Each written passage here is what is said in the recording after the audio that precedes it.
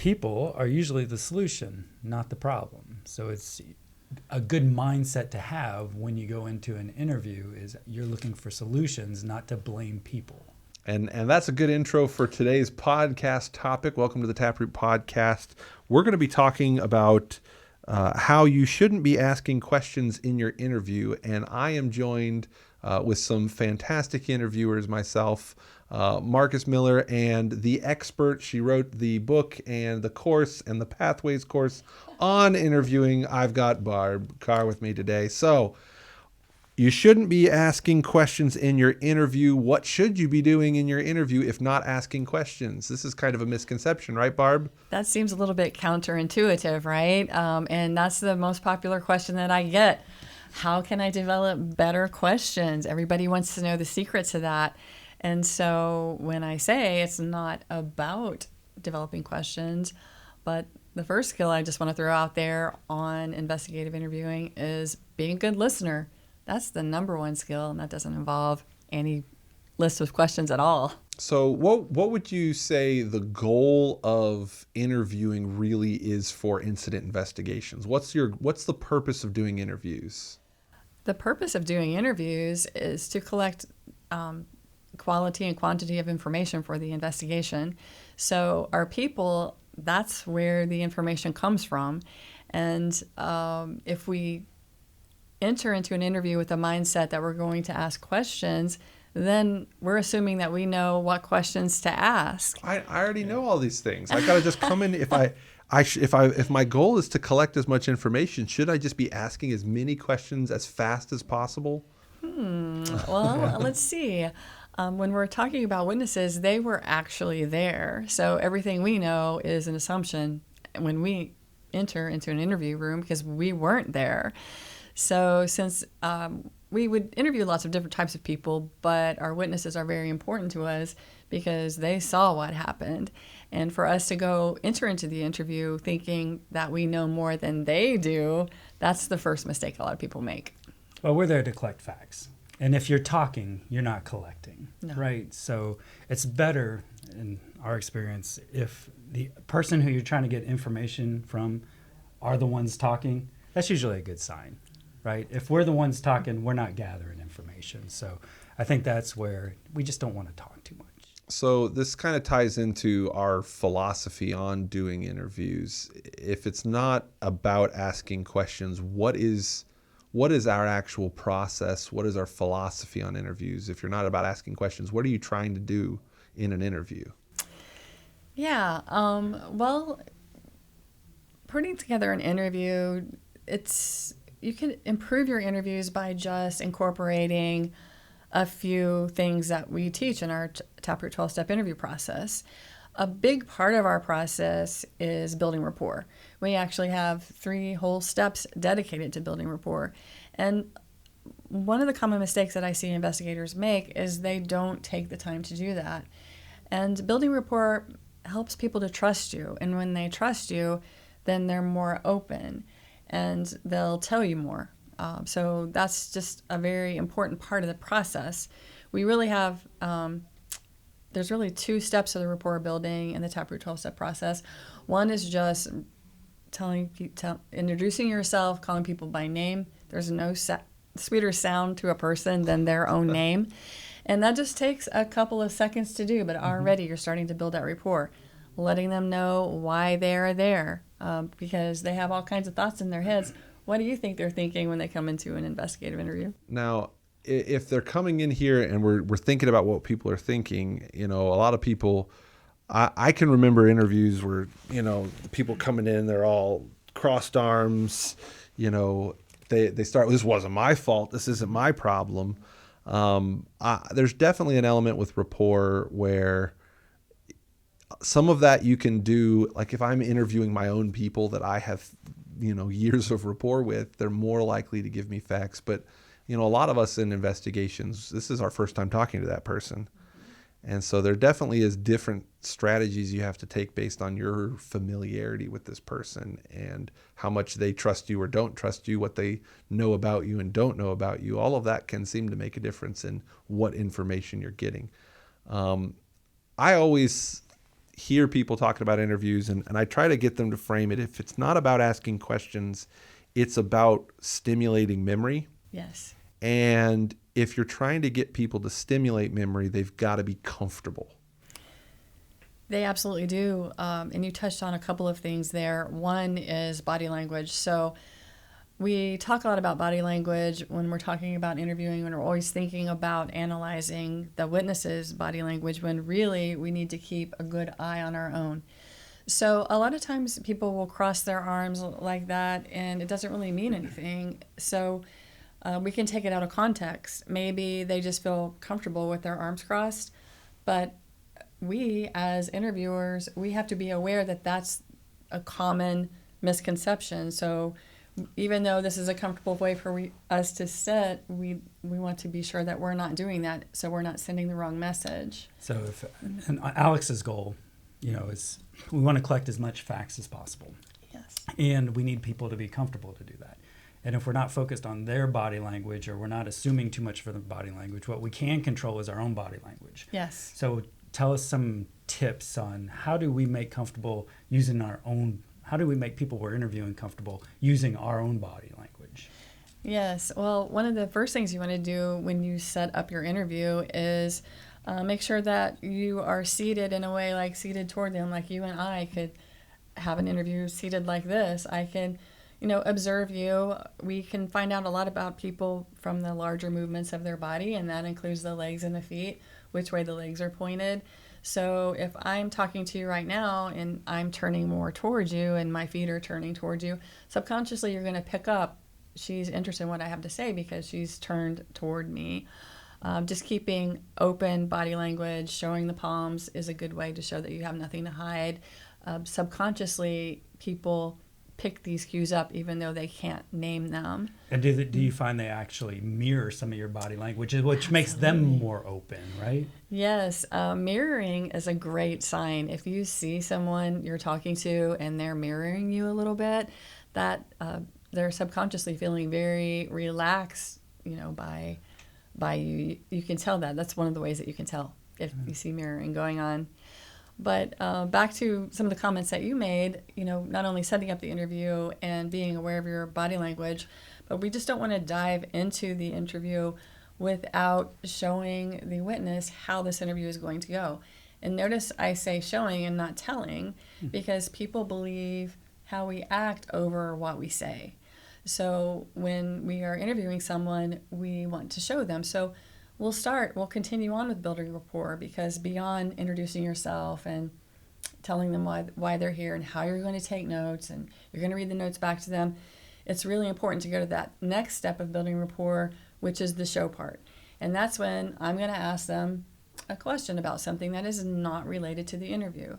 Because a big mistake that people make when they do interviews is they jump right into talking about the incident, where you want to spend those first few minutes talking about something away from the incident, because that is a safe place to show them how the interview is going to go.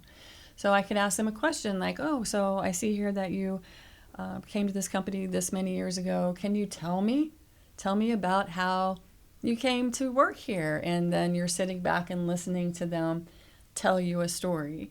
And in this way, I'm showing them how I am as an interviewer. I'm not someone that's going to, how many years have you worked here? When did you come here?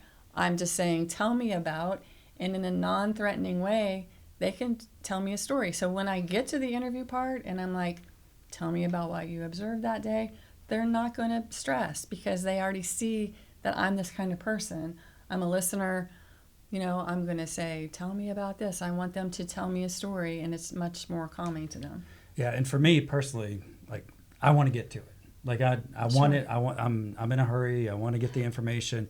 So for me, that's like the preparation part. Like you have to be intentional. Like I've got to come up with a question, like a neutral question to get started that I have written down, so I don't forget to ask it. Because if I don't have a cue for myself, I'm going to jump right. Hey, tell me what happened. Like what was different that day? And exactly. They're going to be like, whoa, hold on. So I get that. Showing instead of telling. It's a simple technique that a lot of people skip over. Yeah. So we want to build rapport. We want to have this conversation. I think, again, tying this back to your own relationship with this person, if you've known this person for 5, 10, 20 years and you're having an interview, that's a very different experience than maybe you're coming on site for this process. Now, we've been in roles where we've had to be the facilitator asking questions. I've had time as well where I was interviewing people that worked directly for me. I do think there is, you have to have some of a practice speech in order for people to understand you and your philosophy and what you're here to do.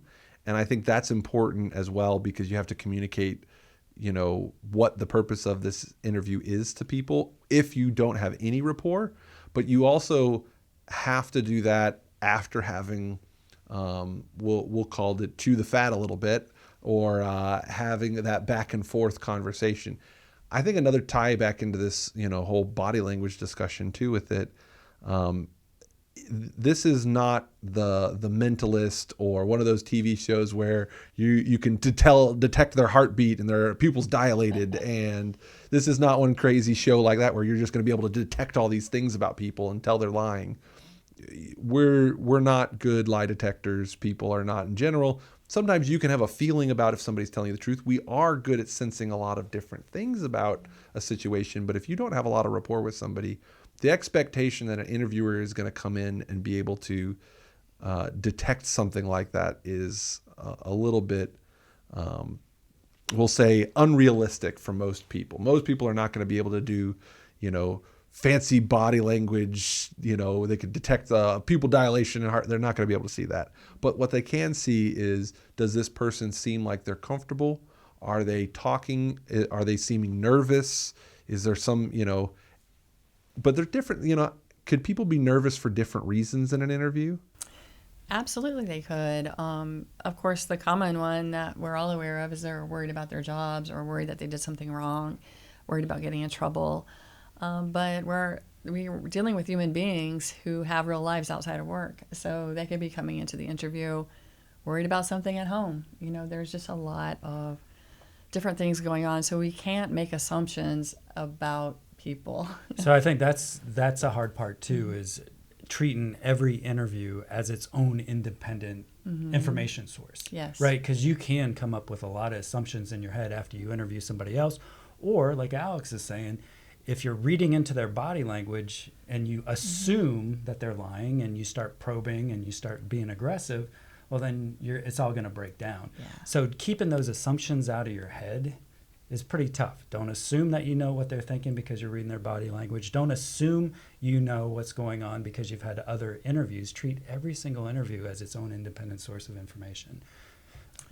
Yeah, and also, what do you guys think about, when are you suited to do all the interviews? What if it's someone you know really well that you're kind of friends with at work? Are you the right person to do that interview? Yeah. How do you make that decision? I'm asking you, what do you think? Yeah, I would say there's a level of impartiality that you have to have, but I don't think there was anybody in my experience that I wasn't going to hold to the same standard of if we made a mistake, we have to recognize what we did and understand things. I don't think there was anybody that I was such good friends with. However, it definitely can, your opinion of that person can tinge what you hear. Yes. And so there's people that I didn't believe what they said, probably because it was them and not necessarily anything specifically they said. Sure. Most of the time I had people that I wasn't questioning the authenticity, but it was often I would be a lot more probing with certain questions. But I think there's a difference too, because I can remember some operators that I interviewed where I knew they weren't telling me what happened. Because a lot of times when you go in to interview somebody, their goal is to get out without getting in trouble. A lot of times that's their goal in it, is I'm going to tell them only the information I need, that they ask for or I need to. And so you'll be like, well, hey, what happened over here? And they're like, well, I've got this story and it was this. And you're like, well, I just came in, I started this interview and you're already telling me what's the cause. And it's like, I don't know anything yet. And so having that, if you come in with that kind of like, well, you just tell me what's the problem here, you get a very scripted, very straightforward. And I think you've got to approach it differently, because if you come in with just trying to get a couple questions answered, there's so much you're going to miss, because they're just going to try to tell you the least amount of information possible to get themselves out of that interview. And those are probably problems you can anticipate too. So I think going back to your question, I mean, it shouldn't be just yourself that's making that decision, because you do have biases and stuff. It probably is an investigation team decision on, who's going to do the interview, where's the interview going to be held, what time of day is it going to be held, are we going to have two people in the interview so somebody can take notes and somebody can focus on the person, do we need to interview people as a group, like all that should be talked about. And so when we get to that point where we are interviewing people, everything's been thought out, it's very intentional.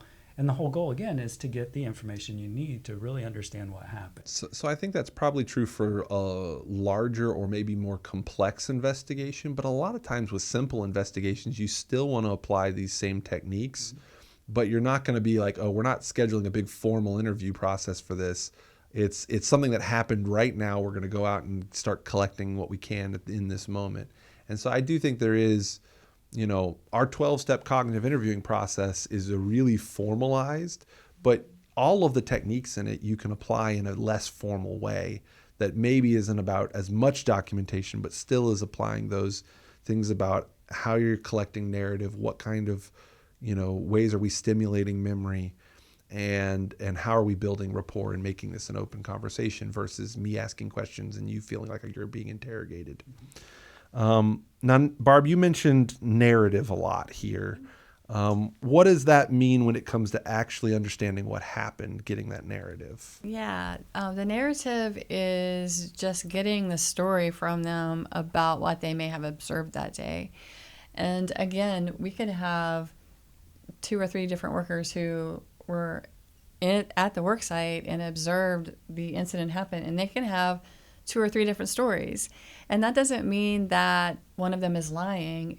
Memory is a funny thing, and people will store things in their memory in different ways.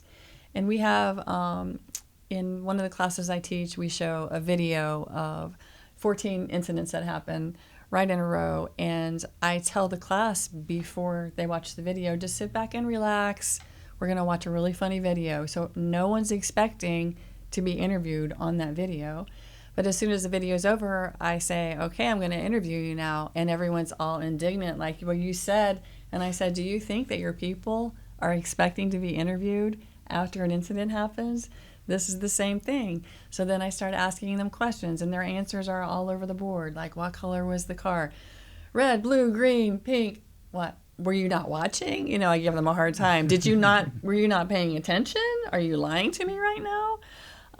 Because we when we store things in our memory, sometimes it's not accurate, and we're influenced by lots of different things. So we have to keep that in mind when we're interviewing too. Now, I've got a question, Barb, and I want to interrupt right in the middle of your thought while you're telling this to ask you a very important question, because I'm supposed to be asking questions in an interview, right? I got to ask lots of them while they're telling me the story. I need to get all this detail, don't I? No. Your hardest job is going to be not to say anything, because when you're setting up your cognitive interview, first of all, you're building the rapport, and then you're showing them what type of person you are, what type of interview you are, what a great listener you are. So then when you actually get to the point where they're telling you the narrative, you have taken the time to set up this really nice interview. So the most important thing is to not say anything, to have that cup of coffee so that you can take a sip of it, or a glass of water to keep yourself from saying something. There you go. That's a good prop to have. Just letting them have some time to think about things, not filling in that silence. Because the minute you ask them a question that takes them away from their memory and what they're bringing out from their memory, those doors to their memory are going to shut. And good luck getting back there. You're probably not going to be able to do it. I always like to describe it like memory is often like you're walking down a trail in a big field. And if you're walking in a field of grass, you kind of leave a trail that you take in there. And every time you walk down that trail, the trail gets a little more worn in. But if you're doing an interview, that's not a well-worn-in trail. It's basically some people stepped in some grass. And if you come in the middle of their story and you interrupt them, it's like you're in a field of tall grass and you just kicked somebody off the trail into the grass. And they got to stumble back in and find that trail again. And they're going to lose information. They're going to lose their place. They're going to lose details. That's good. So you've got to make sure that you're letting people, really just connect that line first before you start trying to poke for details. Absolutely. I think one of the most interesting things I've learned from you is, how people recall information and how they have to picture it in their mind before it becomes words. So when you're interviewing somebody and you're asking, well, can you tell me how things started? Just start at the beginning of your day when you got to work. So they would have to picture that in their mind. And they would see it and they'd remember it and then they put words to it. And they get so far down the road, every time you interrupt them, that picture just goes away, right? It goes away. Yeah. And then they have to start all over again. Yes. And any of that stuff that was lined up in their head that they were seeing and they were communicating to you, it may never come back. It may be a completely different picture the next time they get started again, and you lose a lot of information. So I think when you explained it to me like that, that's when it was my aha moment saying, that's why we don't interrupt. That's why I just sit here. And I like to take notes. One, I want to show that people are, that the information is important enough for me to record. So taking notes slows me down. It keeps me from interrupting. And I can write my clarifying questions. So if I do have a question, and so I don't have to interrupt them, I'm not afraid I'm going to lose that thought and be like, oh, wait, Alex, I got a question for you. Can you tell me more about this? Right? And then that's gone for Alex. So for me, that's how, one, I want to thank you for helping us become better interviewers, but to show how dangerous it is for your evidence gathering when you interrupt people.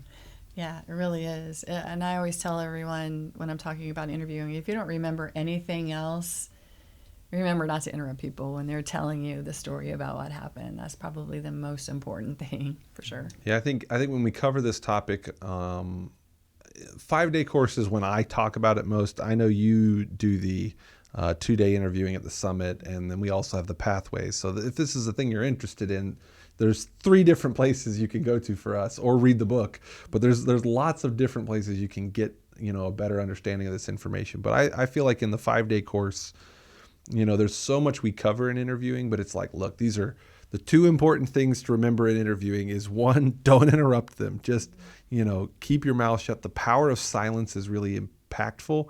The other part of it is when you're asking, when it's your turn to actually ask questions, you're not asking closed questions, why questions, accusatory questions.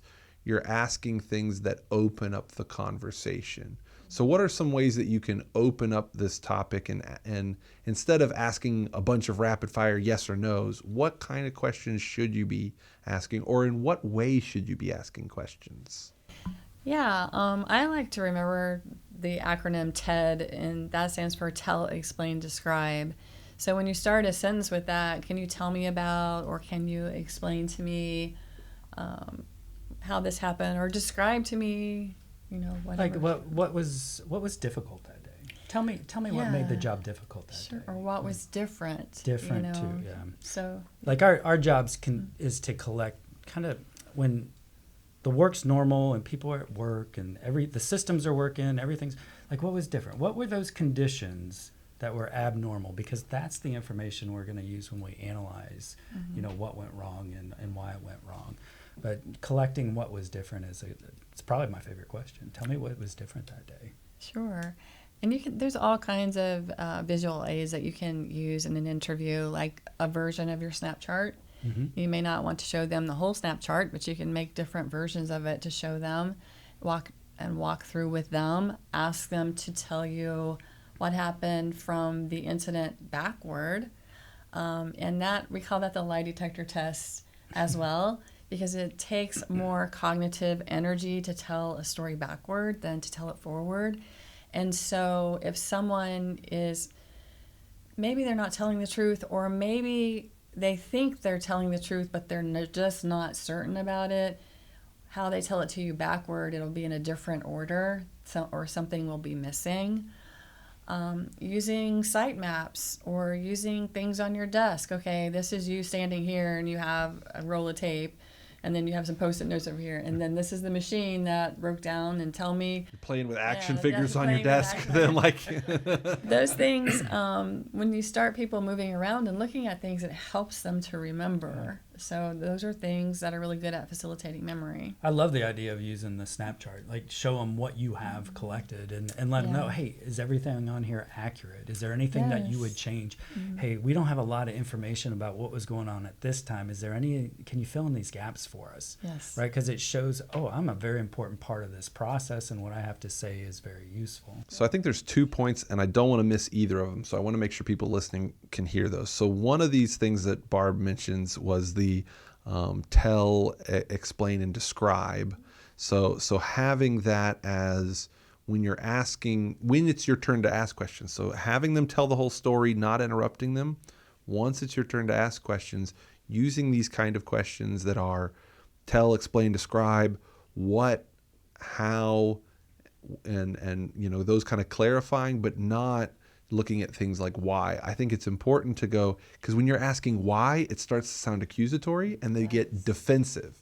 And your goal is not to get them defensive, it's to get them opening and explaining. And people will always explain you why something happened if you ask them to explain it versus if you ask them to tell you why it happened or why they did this.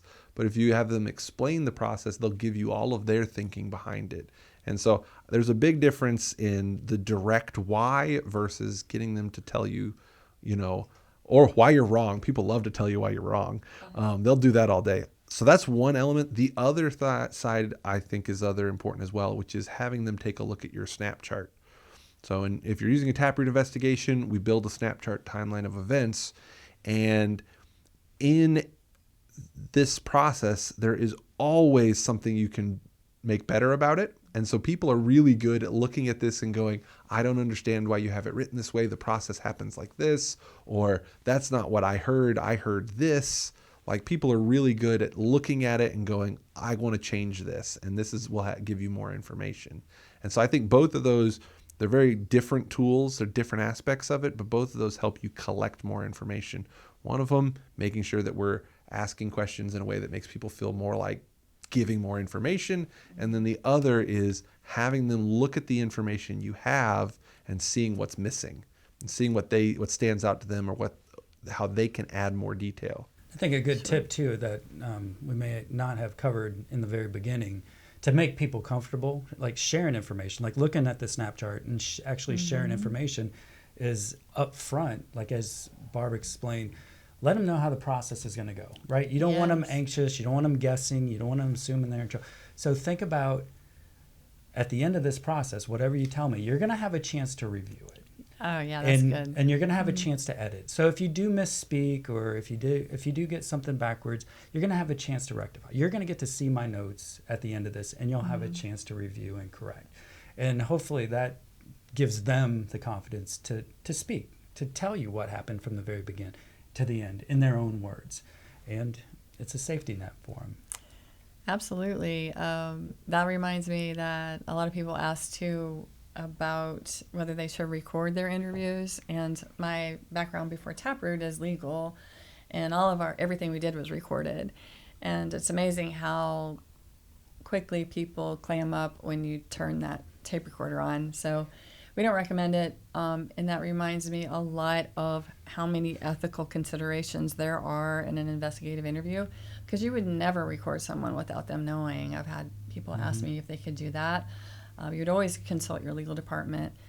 Other ethical considerations are when you start the interview, I said don't mention the incident, build some rapport first. But if that person was injured, you want to ask how they're doing. If they're coming in with a cast on their arm, you know, how's your injury? How are you recovering? How's all that going? That might be a form of rapport. Yeah, that could be a form of rapport. Definitely. And also, just thinking about if there was a serious injury, and say someone, I've been in a few situations in legal and in TapRooT where the worker was severely injured, almost died in an incident. So are you the right person to interview that person. Who are they close to on the safety team that they might feel more comfortable talking to? It's an ethical consideration. When you're in an interview and someone starts to get upset, what do you do? Yeah, and maybe it's even beyond ethical, because it's going to break down your whole credibility. Exactly. Like if you end up That's part of building recording rapport. somebody and they find out after the fact, Yeah. how fast is that going to spread, right? Yes. And the next person you That's right. interview, Yeah. they're not going to trust you at all. There's nothing you can do to get that back. Right. So breaking that bond, breaking that rapport is, well, ethically, it's probably not a good thing, but also just for the fact of getting information, it's not a good thing. So I think another thing that comes to my mind when it comes to interviews, there's a mistake that often you make as an investigator where when you're interviewing somebody, they're going to seek your approval, and they want to get your approval of their actions. And as an interviewer, it's a trap for you is to fall into, like, you're agreeing with what they're saying. So you're like, oh, yes. Oh, that you're right. That was the right call. And that's not our job as an interviewer to, make them feel good about their decisions or make them feel bad about their decisions of what they made. Yes. And that is probably something that's really difficult. So you can go too far trying to create that rapport, right? Like I've seen people, hey, tell me what happened. You're not going to get in trouble for this. Right? You can't do that, right? You can't do that, yeah.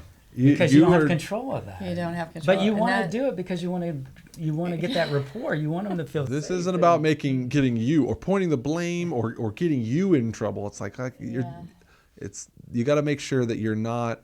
Maybe it's being overly empathetic is maybe the right. It's that people with hyper empathy want to do that. They want to they realize when people feel like they feel bad because they made a mistake or things like that. And so they want to justify it for them to make them feel better. It's not your role as an interviewer. If you can, stay away from all of that as much as you can. Do you have any advice for people that are dealing with that, Barb, maybe? Yeah, well, it just reminds me of what you're talking about when we're dealing with interviewing people. There's usually 3 categories that people fall into.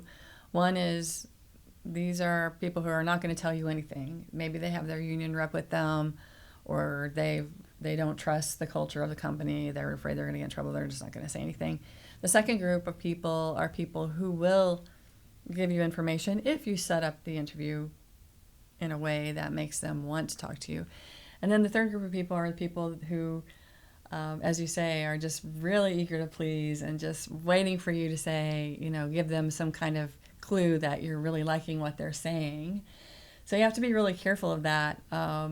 And fortunately, most of the time, most of the people fall into that middle category where they're not really happy. Nobody's happy to be in an interview. But if you set it up right and you set up the rapport, then you're probably going to get some good information. But as far as the people who, you do have to be careful of the words, as you said, not be saying, that's right, or yes, but be very neutral in your comments, like, okay. You got to even be careful of nodding, and I'm bad about that. Like if I'm listening to somebody, I'm constantly nodding, and they're going to interpret that, oh, I'm on the right path. I'm going to stay on this path. They like what I'm saying. So it's just being aware of your own body language, and you can do the same thing in legal where you had to really be careful about leading questions, like putting the answer in the question so that the people gave you the answer that you wanted them to give you because you put part of the answer in the question. So that could be the same kind of thing. It's a lot to think about when you get to the questions. There is to be an advanced interview. Now, we don't have time in this to cover every technique. Man, we could go forever on this. We I love could. this. Yeah. So I'll tell you, if you're finding this kind of conversation and this topic interesting, the 3 best ways to get in this is 1, come to a 5-day TapRooT course. We're going to cover the 12-step cognitive interviewing process and some other helpful techniques in there. We also have the pathways. And how many pathways are there on interviewing, Barb? Oh, wow. We have an evidence collection course and lots of videos about interviewing plus body language in the pathways course. So the pathways course is another good. That's self-guided. You can sign up for that one. And then at our summit, we always do a 2-day interviewing and evidence collection course led by Barb.